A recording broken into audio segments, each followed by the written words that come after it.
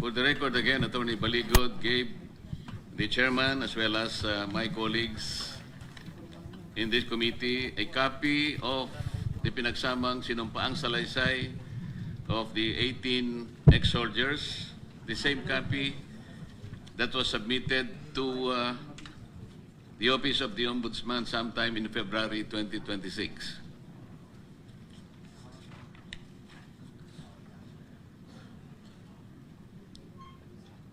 Binasa ko po ito, Attorney Baligod, at ang nagbigay sa akin ng malaking atensyon ay yung napakaraming deliveries ng mga maleta na nakalitrato pa dito sa inyong sinumpaang salaysay. Initially, pwede ko bang malaman sa pamagitan ng pagtataas ng kamay ng mga nanditong mga ex-soldiers, sino-sino po sa inyo ang nakapag-deliver o nag-deliver ng mga mali-maletang salapi sa mga bahay o lugar na sinasabi nyo na pag-aari ni former Speaker Martin Romualdez? Pakitaas lang po ang kamay.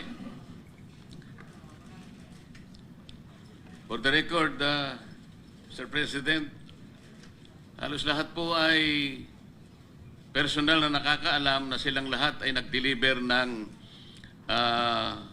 mali-malitang pera sa bahay o sa mga lugar na pag-aari ni former Speaker Martin Romualdez. Salamat po. Mr. Chairman. Yes. Sorry to interrupt. Marami pong media sa labas ayaw papasukin. Makiusap ulit ako sa staff kung hindi ako mismong bababa. Sa pagkaalam ko, may freedom of the press pa naman at hindi nyo naman pipigilan. Nandito lahat ng ating mga kapatid sa media, nandito lahat ng camera. So, pagbigyan natin lahat ng stasyon at lahat ng outlets, may pakisabi, tingnan nyo kung sa gate daw, pinakita sa akin picture, ayaw papasukin. Nag-issue kasi po si Senator Win Gatchalian ng 10 o'clock, uwian na. Sabi nila gusto nila magtrabaho, pero 10 o'clock gusto nila uwian na. So, tutuloy natin to, Mr. President, Mr. Chairman, but sana nga po, huling panawagan na to, na lahat ng gustong mag-attend, basta't maayos lang, payagan po nilang papasukin. Thank you, Mr. Chairman.